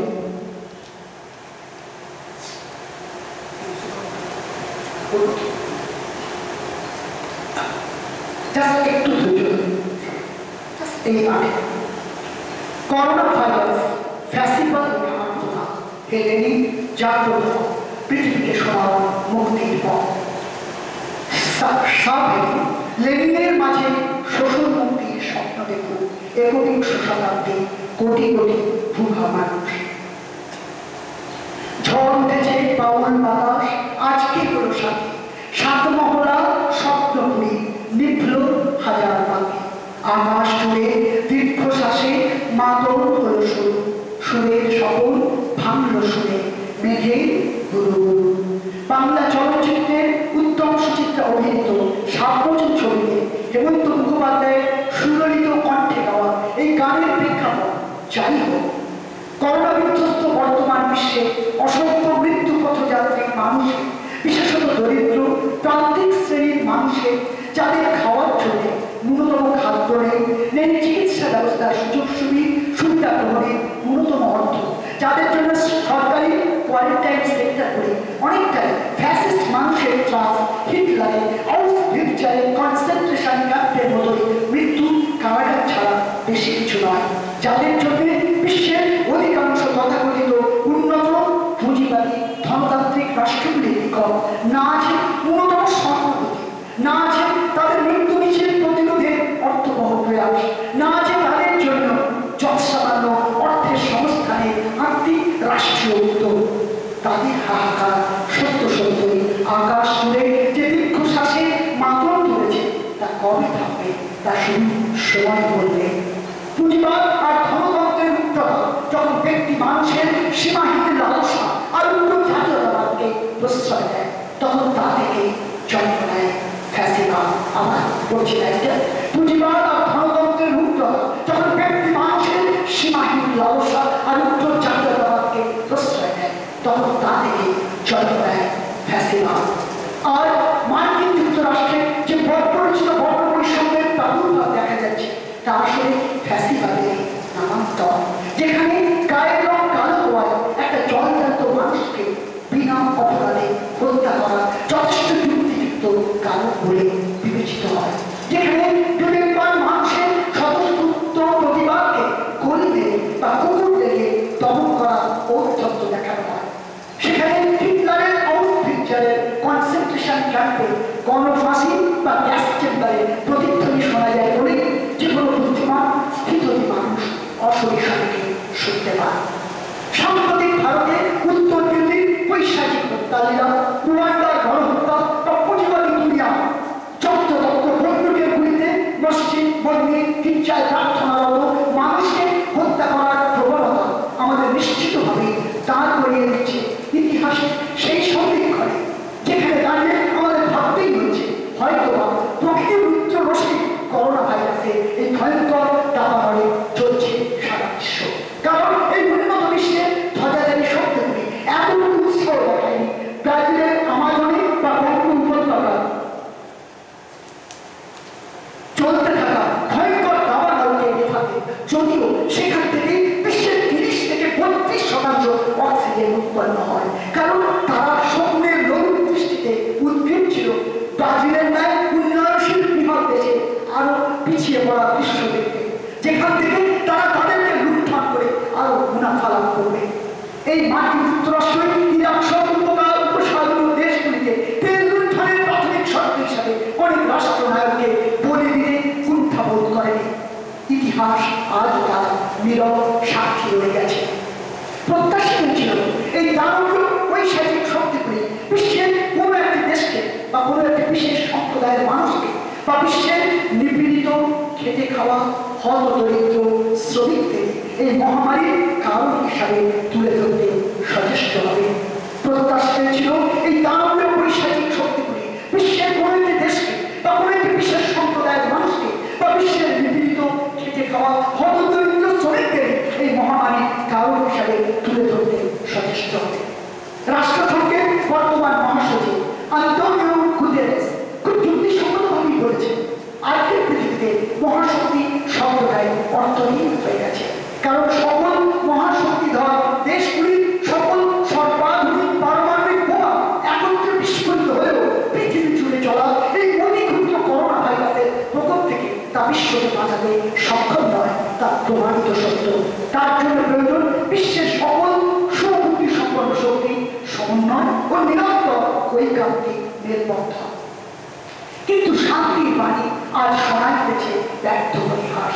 কারণ এই পৃথিবীর বর্তমান মহাপরাক্রমী কমিউনিস্ট শাসক চীনা প্রজাতন্ত্রের শিল্পী কখনোই মহামতি লেনিন নয়। আবার উত্তর কোরিয়ার এমন এক শাসক কিম জং উন ফিদেল কাস্ত্রো নয়। বর্তমান বিশ্বের শ্রমিক বিদ্রোহ পুঁজিবাদ ও ফ্যাসিবাদের এই চূড়ান্ত দানবিক আস্ফালনের মধ্যে থাকতে আমাদের প্রয়োজন সাম্যবাদের উত্তরণ। যে সাম্যবাদের পতাকাবাহী রাষ্ট্র অসংখ্য শ্রমিক কৃষক খেটে খাওয়া নিঃস্ব মানুষের অন্ন বস্ত্র আশ্রয়ের সংস্থান করবে। যে রাষ্ট্র নাইট কারফিউ জারি করে শ্রমিকদের নিজ গৃহে ফেরার পর অবরুদ্ধ করবে না। যে রাষ্ট্র করোনা সন্ত্রাসের সুযোগ নিয়ে তার জাতীয় সম্পত্তি দেশি বিদেশি কোটি কোটি মুনাফালবী ব্যবসায়ীদের নিকট বিক্রি করে দেশের স্বাধীনতাকে কার্যত বেঁচে দেবে না। যে রাষ্ট্র মানুষকে মানুষের সাহায্য করার গণতান্ত্রিক ও মানবিক অধিকার ছিনিয়ে নেবে না। যে রাষ্ট্র করোনা ভাইরাস সংক্রমণের পরিবর্তন শ্রমিকের 8 ঘন্টা শ্রমের কষ্টার্জিত অধিকার হরণ করতে সচেষ্ট হবে না। যে রাষ্ট্র একজন দলিত প্রধানমন্ত্রী অথবা দলিত স্বরাষ্ট্রমন্ত্রীকে মূলধন করে দলিত মানুষের ভোট লুণ্ঠনে মরিয়া খেলা খেলবে না। বা সেই প্রধানমন্ত্রী বা স্বরাষ্ট্রমন্ত্রীকে আজ্ঞাবহ বানিয়ে সেই দলিত শ্রমিক কৃষক মেহনতি মানুষের রক্তে হোলি খেলায় মত্ত থাকা প্রয়াসী হবে না। যে রাষ্ট্রে সর্বসাধারণের শিক্ষা স্বাস্থ্য সহ সকল জীবনের শর্তবাহী অধিকারগুলি মৌলিক বাধ্যতামূলক অধিকার হিসাবে যথার্থ স্বীকৃত হবে, শুধু রাষ্ট্রের সংবিধানের পাতায় আবিধানিক অলঙ্করণ হিসাবে নয়। ইতিহাসে এক মহাসন্ধিক্ষণে দাঁড়িয়ে আমরা পুঁজিবাদী ধনতান্ত্রিক সমাজ ব্যবস্থার কঙ্কালটি আস্থার দুর্গন্ধ ছড়িয়ে দিচ্ছে সুন্দর পৃথিবীতে। কোথাও দৃষ্টান্ত মানুষ খুন করে, তো কোথাও বিশেষ করে ধর্মের মানুষকে বিনা দোষে গুলি মেরে, বা কোথাও লাখো লাখো নিরঞ্জন শ্রমিককে মাইলের পর মাইল হাঁটতে বাধ্য করে নিশ্চিত মৃত্যুর মুখে ফেলে দিয়ে, বা গরু ছাগলের ন্যায় টানাটানি করে শ্রমিক স্পেশাল ট্রেনে তাদের পুড়ে দিয়ে সামাজিক দূরত্ববিধি শিখে তুলে দিয়ে পরোক্ষে তাদের করোনা সংক্রমণের শিকার হতে বাধ্য করে। করোনা সংক্রমণের বেড়া জালে কোটি কোটি শিশু বিশ্বজুড়ে তাদের জন্ম পরবর্তী টিকাগুলি থেকে বঞ্চিত হচ্ছে এই পুঁজিবাদী রাষ্ট্রসমূহ। বঞ্চিত হচ্ছে ক্যান্সার সহ অন্যান্য মানব রোগে আক্রান্ত অসংখ্য অসহায় রোগী তাদের ন্যূনতম চিকিৎসা থেকে। কারণ রাষ্ট্র মুনাফা খুঁজে ব্যস্ত। রাষ্ট্র লক্ষ লক্ষ কোটি টাকার নামকে বস্তা অন্তঃশাস্ত্র প্যাকেজ ঘোষণা করে তার দায়িত্ব সারতে তৎপর। বস্তুত রাষ্ট্রের শোষণ যন্ত্রে যাত্রা করে এই ক্রান্তিকালেও দরিদ্র ধর্মীয় সংখ্যালঘুদের বলি দেওয়া হচ্ছে তুচ্ছ থেকে তুচ্ছতর কারণে। আমাদের এই রাষ্ট্রের সর্বোচ্চ বিচার ব্যবস্থার দায়িত্বপ্রাপ্ত সুপ্রিম কোর্ট করোনা ত্রাণগ্রস্ত হিসাব বিকাশকে তথ্য জানার অধিকার আইনের বাইরে রাখছে সম্পূর্ণ অযৌক্তিকভাবে। যদিও 3 থেকে 4 জন ক্যাবিনেট মন্ত্রী ওই ফান্ডের তত্ত্বাবধান করছে এবং ওই ফান্ডের টাকা অসংখ্য শুভবুদ্ধি সম্পন্ন ক্রীড়া নক্ষত্র ফিল্ম জগতের দিকপাল ব্যক্তিত্ব অন্যান্য বিভিন্ন জগতের খ্যাতনামা বা সাধারণ নাগরিকের অর্থে গড়ে উঠেছে। আমাদের এই রাষ্ট্রে বাবরি মসজিদ রামজন্মভূমি রায়দান ভীষণভাবে পক্ষপাত দুষ্ট ও পরস্পর বিরোধী বক্তব্যের প্রতিফলন করে দাঁড়িয়েছে। আমাদের এই রাষ্ট্রে বাবরি মসজিদ রামজন্মভূমি রায়দান ভীষণভাবে পক্ষপাত দুষ্ট ও পরস্পর বিরোধী বক্তব্যের প্রতিফলন করে মনে হয়েছে আমাদের। কারণ রায়দানের প্রথম দিকের বক্তব্যে পরিষ্কার ও সুস্পষ্টভাবে বাবরি মসজিদের কাঠামোকে ধ্বংস করাকে এক পাশবিক ঘটনা, যা চরম অন্যায় ও কঠোর শাস্তিযোগ্য অপরাধ হিসাবে বর্ণনা করা হয়েছে। এবং ওই গণতন্ত্র ঘটনা ভারতের আধ্যাত্মিক ঐতিহ্যের উপর চরমতম আঘাত হিসেবে বর্ণিত হয়েছে। কিন্তু অদ্ভুতভাবে ওই ঐতিহাসিক রায়দানে চূড়ান্ত ভাবে ওই ভাঙা বাবরি মসজিদের পরিকাঠামোর পুনর্নির্মাণের আদেশ দানের পরিবর্তে ওই স্থানীয় রামলালার মন্দির নির্মাণের কথা বলা হয়েছে। যখন সবচেয়ে প্রত্যাশিত ছিল রামজন্মভূমি বাবরি মসজিদ দুটি পরম পবিত্র অনুভূতিকে আবেগকে গুরুত্ব দিয়ে বিচার করে হিন্দু মুসলিম উভয় সম্প্রদায়ের মানুষকে পারস্পরিক ভালোবাসা ও বিশ্বাসের সঙ্গে সহাবস্থান বার্তা দেওয়া, যখন উচিত ছিল মন্দির মসজিদ গির্জা পারস্পরিক সহাবস্থানে বার্তা দেওয়া, কিন্তু তা না করে একটি সম্প্রদায়ের বিশ্বাস ভালোবাসা ও ধর্মীয় আবেগকে পুনর্দোজাতে কুড়িয়ে দিয়ে ভিক্ষা দানের মতন উন্নত বাবরি মসজিদ গঠনের ব্যবস্থা করতে নিদান দিয়েছে দেশের মহামান্য সর্বোচ্চ আদালত। এ তো সেই ঔরঙ্গজেবের কাজী বিচার, যেখানে ঔরঙ্গজেব ঘোষণা করেছিলেন তিনি শুধুমাত্র কাজের আদেশ পালন করেছেন তার 3 ভাই দারাশিকো, সুজা ও মুরাদকে হত্যা করে। আসলে আমাদের রাষ্ট্র শুধু নয়, সারা বিশ্বে ধর্মতান্ত্রিক পুঁজিবাদী ব্যবস্থায় আর্থিক ও পেশাগতভাবে দুর্বল মানুষরা, দুর্বল সম্প্রদায়রা এরকমই অবিচারের ও নিপীড়নের শিকার। কারণ দেশের পুলিশ, প্রশাসন, আদালত, ইন্টেলিজেন্স এজেন্সি সবই চলে শাসনরূপ কাজে অঙ্গুলি এলাম। আর তাই শাসনের নামে চলতে থাকে চরম অবিচার প্রহসন। বিশ্বকবি রবীন্দ্রনাথ ঠাকুরের কথায় বলতে হয়, কণ্ঠ আমার রুদ্ধ আজকে পাশি সংযুক্ত হারা, অমাবস্যার খাড়া লুপ্ত করেছে আমার ভুবন দুঃস্বপ্নের তলে। তাই তো তোমায় সুধারি অশ্রু জলে, যাহারা তোমার মিশাইছে বায়ু, নিভাইছে তব আলো, তুমি কি তাদের ক্ষমা করিয়াছ? তুমি কি এসেছো ভালো? বাকি অংশ কবি সুকান্ত ভট্টাচার্যের কণ্ঠে কণ্ঠ দিয়ে বলতে হয়, এদেশে জন্মে পদাঘাতে শুরু গেলাম, অবাক পৃথিবী সেরাম তোমাকে সেরাম। বা বলতেই হয় অদ্ভুত সেই গানের কথা, সে অদ্ভুত যেখানে এদেশে শুধু মৃত্যুরই কারবার চলে। শুধু এদেশ নয়, সব পৃথিবী জুড়ে মৃত্যুর কারবার চলছে। হ্যাঁ, সত্যই দলিত, নিপীড়িত শ্রমিক শ্রেণী এই রাষ্ট্রে, এই পুঁজিবাদী ধনতান্ত্রিক শাসন ব্যবস্থায় শিকার হয়ে শুধু পদাঘাতের যন্ত্রণা বুকে হয়ে চলেছে। সত্যই দলিত, নিপীড়িত শ্রমিক শ্রেণী এই রাষ্ট্রে, এই পুঁজিবাদী ধনতান্ত্রিক শাসন ব্যবস্থা শিকার হয়ে শুধু পদাঘাতের যন্ত্রণা বুকে হয়ে চলেছে। না, তাদের কথা কোনো পুলিশ, কোনো কোন, কোনো প্রশাসন শোনে না। বরং একটু বেশি প্রতিবাদ করলে তাদের প্রাপ্য থাকে টুটি টিপে ধরা, শ্বাসরোধকারী আঘাত, এই হিংস্র কুকুরদেরকে দেওয়া আক্রমণ, বা পুলিশ মিলিটারি গুলি, বা উচ্চবর্ণের মধ্যবিত্ত সমাজকর্মীদের কঠোরতম মধ্যযুগীয় বিধান, যার পরিণতিতে অসংখ্য আত্মসম্মানী মানুষ আত্মহত্যা করতে কার্যত বাধ্য হয়। হ্যাঁ, আমাদের প্রধানমন্ত্রী তার কয়েকদিন আগে 35 মিনিটের ভাষণে আত্মনির্ভর শব্দটি 29 বার করছেন। কিন্তু ভারতবর্ষ নামক মহান জাতি, মহান দেশটির আত্মসম্মানকে, আত্মনির্ভরতার আদর্শকে তৈরি কার্যত বিদেশি মার্কিন রাষ্ট্রপতি স্বৈরাচারী ফ্যাসিস্ট শাসকের প্রতিমূল ডোনাল্ড ট্রাম্পের কাছে বিলিয়ে দিতে কুণ্ঠাবোধ করেন। স্ট্র্যাটেজিক ডিফেন্স অ্যালায়েন্সের কল্পের নেপথ্যে, চীনকে রোখার কৌশলের নেপথ্যে কার্যত ভারতের অর্থনৈতিক, সামাজিক ও আধ্যাত্মিক গরিমাকে তিনি ধুলায় মিশিয়ে দিচ্ছেন। বস্তুত আত্মনির্ভরতা আমাদের প্রতিটি ভারতীয় নাগরিকের আত্মার অভিযোগ, যা শেখার জন্য প্রধানমন্ত্রী বা অন্য কারো ভাষণ শোনা প্রয়োজন পড়ে না 135 কোটি ভারতবাসী। সাম্প্রতিককালে সুইডেনের গোথেনবার্গ বিশ্ববিদ্যালয় রাষ্ট্রবিজ্ঞানের গবেষণাকারী সংস্থা ভিডেন ইনস্টিটিউট এক বিশ্বব্যাপী সমীক্ষায় জানিয়েছে যে ভারত ও আমেরিকা এই দুটি দেশে সর্বোচ্চ স্তরে স্বৈরাচারী শাসন ব্যবস্থা চালু হয়েছে এবং প্রকৃত গণতন্ত্র থেকে অনেকটাই সরে এসেছে এই দুটি দেশ, যা স্বর্ণান্বিত কাজের মধ্যে ভারত বা আমেরিকা কোন দেশে সার্বিকভাবে প্রভাব হতে দেখা যায়নি। দু একটি বিচ্ছিন্ন ঘটনা ছাড়া এই নিরপেক্ষ সংস্থাটি তাদের সমীক্ষায় আরো দেখিয়েছে এই দুটি দেশে মিডিয়া, সিভিল সোসাইটি ও বিরোধী কণ্ঠস্বর এমনভাবে নিয়ন্ত্রণ ও দমন করা হয়েছে, যার প্রেক্ষাপটে এই দুটি দেশকে কোনোভাবেই যথার্থ গণতান্ত্রিক দেশে প্রতিরোধ করা সঙ্গত নয়, কোনোভাবেই যতক্ষণ না এই ব্যবস্থা পরিবর্তন ঘটে। জাতীয় মকদ্দমরা জর্জ ফ্লয়েডরা তাই রাষ্ট্রের সঙ্গে চায় নূতন চুক্তি। জাতীয় মকদ্দমরা আপনারা সবাই জানেন, জাতীয় মকদ্দম সেই হতভাগ্য শিশু শ্রমিক যাকে ডিহাইড্রেশনে মারিয়ে গড়ায় হাঁটতে হাঁটতে মারা গেছিল যে ছোট্ট শিশু। জাতীয় মকদ্দমরা জর্জ ফ্লয়েডরা তাই রাষ্ট্রের সঙ্গে চায় নূতন চুক্তি, মানবিক চুক্তি, বেঁচে থাকা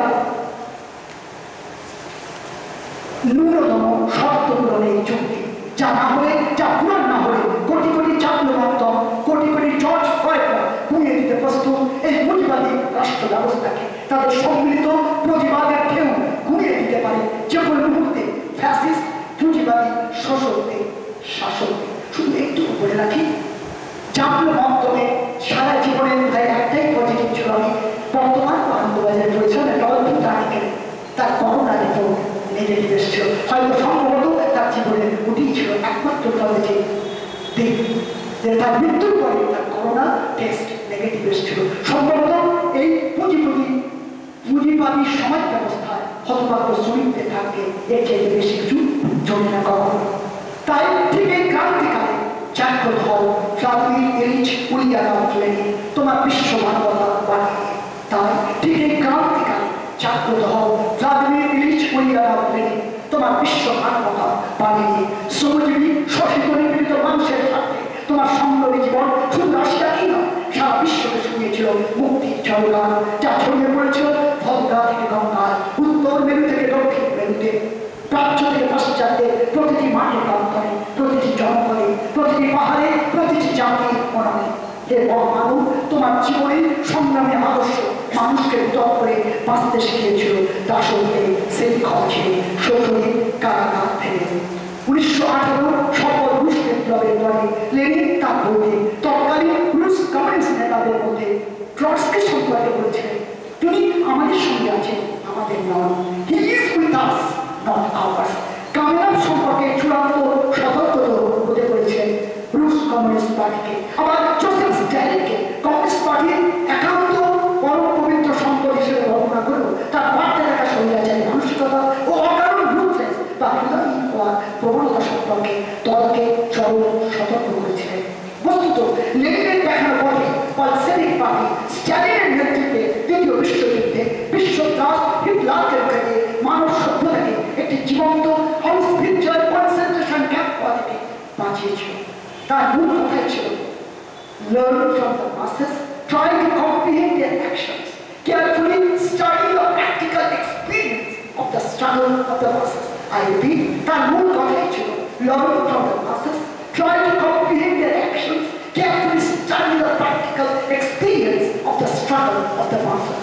নেতাজি সুভাষচন্দ্র বোস একটি ব্রিটিশ বিরোধী আপসী লড়াইয়ের জন্য সমবেত হওয়া স্বাধীনতা সংগ্রামীদের সবাই বক্তব্য রাখতে গিয়ে বলেছিলেন যে আমাদের সমাজে যখন পুরানো প্রচারবাদ ধারণা মানুষ পরিত্যাগ করতে প্রস্তুত হয়, অথচ নতুন ধারণা গ্রহণের জন্য সমাজের মধ্যে কিছুটা শঙ্কা থেকে যায়, ঠিক তখন জাতিকে সমাজকে ঝড়-বিধ্বস্ত নৌকা কান্ডারির মতো এগিয়ে নিয়ে যেতে প্রয়োজন হয় যথার্থ রাষ্ট্রনায়কে। এবং সেরকমই একজন মহান নেতার নাম লেনিন। একথা স্বয়ং নেতাজি সুভাষ বলেছিলেন একটি সভায় বাই অথেন্টিক রেকর্ড।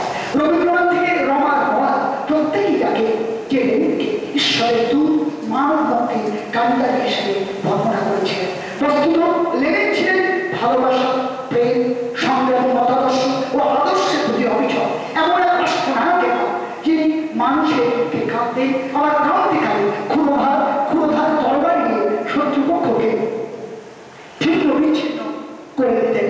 তাই আজ এই কোভিড-19 মহামারীর প্রেক্ষাপটে যখন পুঁজিবাদী কাঠামোর উপর দাঁড়িয়ে থাকা রাষ্ট্রে জাতীয় আয়ের অনৈতিক নিদারুণ অসম বন্টন এক শ্রেণীর মানুষকে এই চূড়ান্ত অসময়ে গন্ধযুক্ত রান্না খাওয়া ইনস্টাগ্রামে ও অন্যান্য গণমাধ্যমে পোস্ট করতে লজ্জা হওয়ায় না। আমাদের যেখানে যা বুদ্ধিলালের সেই উপন্যাস আইস অফ দ্য পুয়ারের কথা মনে করিয়ে দেয় আমাদের, যেখানে প্রেমানন্দ নায়ক নায়িকার মদ্যপানের দৃশ্য রেস্তোরাঁর বাইরে থেকে অপরাধ উপযুক্ত চোখে অসহায়তাকে দেখছিল এক রুগ্ন পিতা ও তার দুই সন্তান। আসলে আমাদের এই ধনতান্ত্রিক ফ্যাসিস্ট সমাজে মৃত্যু ঘণ্টাই শোনাচ্ছে অসংখ্য ভুখা, নিপীড়িত, বঞ্চিত, শ্রমিক, কৃষক, খেটে খাওয়া মেহনতি মানুষের সম্মিলিত জাগরণ। আসলে আমাদের এই ধনতান্ত্রিক ফ্যাসিস্ট সমাজে মৃত্যু ঘণ্টাই শোনাচ্ছে অসংখ্য ভুখা, নিপীড়িত, বঞ্চিত, শ্রমিক, কৃষক, খেটে খাওয়া মেহনতি মানুষের সম্মিলিত জাগরণ। মানুষ চাচ্ছে মানুষের না হওয়া ক্ষুব্ধ হৃদয় জন্ম দেবে সারা পৃথিবী জুড়ে এক প্রকৃত মহাবিপ্লবে। শুধু প্রয়োজন একজন ভ্লাদিমির ইলিচ উলিয়ানোভ লেনিন, যাকে থেকে বিশ্বজোড়া কোটি কোটি শ্রমিক, কৃষক, লাঞ্ছিত, বিকৃত মানুষ একসঙ্গে গড়ে উঠবে বিপ্লব স্পন্দিত উঠে মনে হয় যেন আমরা সবাই এক একজন লেনিন। প্রকৃতপক্ষে লেনিন কোন ব্যক্তির নাম নয়, লেনিন বিশ্বজোড়া শ্রমজীবী মানুষের চেতনার নাম, যার চেতনার রঙে বান্না হয় সবুজ। তাই লেনিন মূর্তিকে ভাঙা শ্রদ্ধা দেখানো ধনতন্ত্রের ধ্বজা ধরা শাসকরা আসলে মানুষের বুকের মাঝে থাকা যীশু খ্রিস্টকে ভাঙতে চেয়েছিল। মূর্খরা, অসভ্যরা, পাপীরা। ঈশ্বর আমাদের পরিশুদ্ধতম চেতনার নাম, ঈশ্বর আমাদের পরিশুদ্ধতম চেতনার নাম। আর সেই শুদ্ধতম চেতনার মধ্যে থেকে জন্ম নেবে কোটি কোটি লেনিন এ বিশ্বাস আমাদের মনে কখনো গভীরে। তাই মার্টিন লুথার টেনে দেয়, আমরাও সমস্যায় গড়ে উঠব। We shall overcome, we shall overcome, we shall overcome someday. Oh, deep in my heart, I do believe we shall overcome someday. তাই চীন, উত্তর কোরিয়া, কিউবা, ভিয়েতনাম সহ অনেক কমিউনিস্ট দেশ তাদের অনেক আদর্শগত অবক্ষয়ের মধ্যে দাঁড়িয়েও তাদের আপন আপন রাষ্ট্রের নাগরিককে ন্যূনতম খাবার, ওষুধ, বাসস্থান দিতে সমর্থ হয়েছে।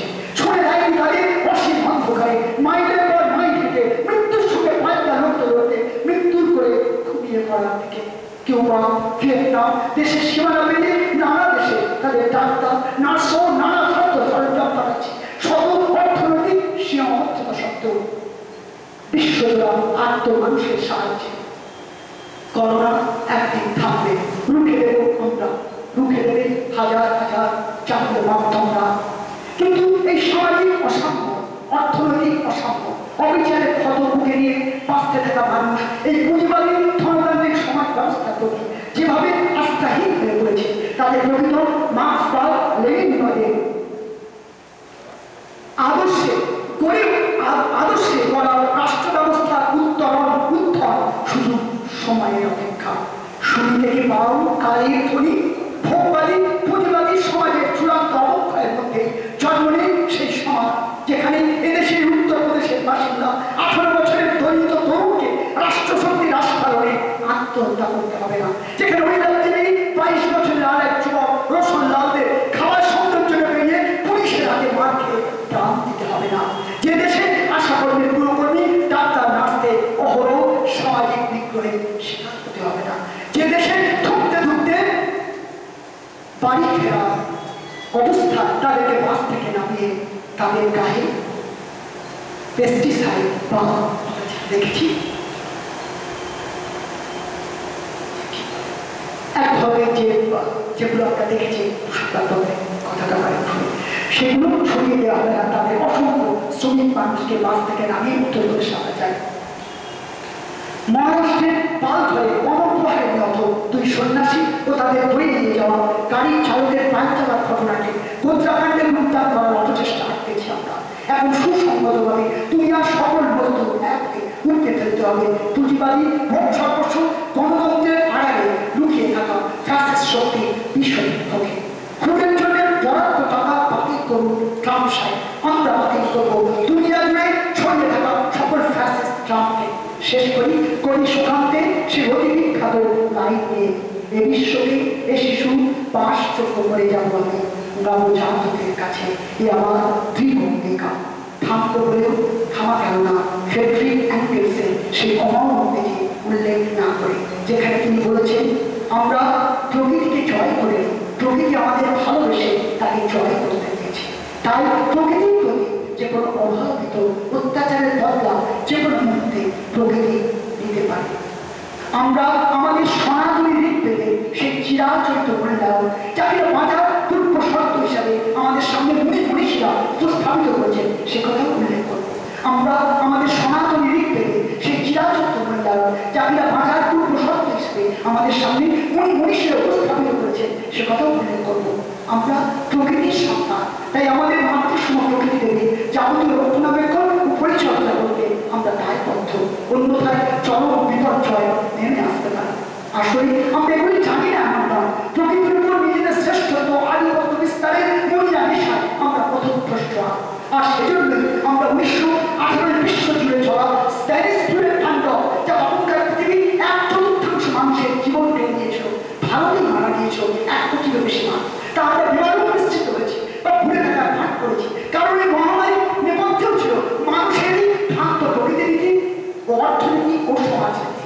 আসলে আমরা আমাদের সামরিক প্রেক্ষাপটে বা স্পিরিচুয়াল ভিশন থেকে নিজেদের করা অপরাধকে সযত্নে লুকিয়ে ফেলতে সচেষ্ট হই এবং ওই পাপের পীড়নের তাপ ভুলতে পরবর্তীকালে ওই পাপ না করার শপথ নিতে সবখানি নিশ্চিত হই।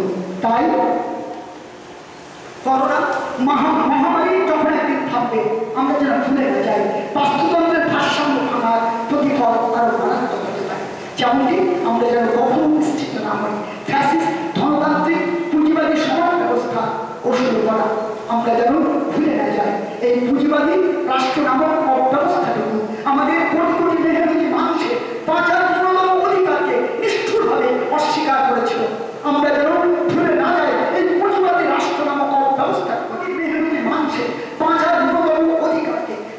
ভাবে অস্বীকার করেছিল। আমরা যেন ভুলে না যাই জীবনের প্রথম শর্ত মানুষকে ভালোবাসা, মানুষের বিপদে পাশে দাঁড়ানো, মানুষকে ভালোবাসা, মানুষের বিপদে পাশে দাঁড়ানো জীবনের প্রথম শর্ত। একথা যেন আমরা কখনো নিশ্চিত না করি। মানুষের দুঃখে দুঃখী হওয়া আর তার দুঃখ মোচনে নিরন্তর সচেষ্ট থাকা আমাদের পরম পবিত্র কর্তব্য। একথা যেন আমরা নিশ্চিত না করি কখনো। তাই তো পুঁজিবাদের আত্মনাদের মধ্যে লেখা হোক সমাজতন্ত্রের বিজয় কদম, মার্ক্সবাদ লেনিনবাদের সামনে উত্তর।